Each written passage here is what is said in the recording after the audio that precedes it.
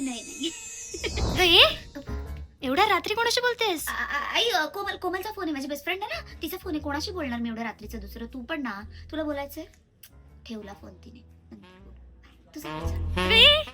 कुठे चालली आहेस?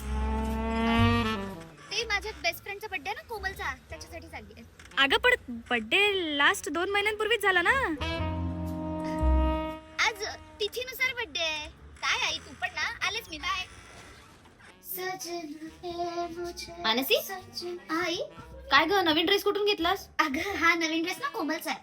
अगं पण कोमल तब्येतीला जाड आहे, तुला कसं काय झाला? अगं तिने चुकून छोटी साईज घेतली होती, मग ती मला म्हटली तू वापर.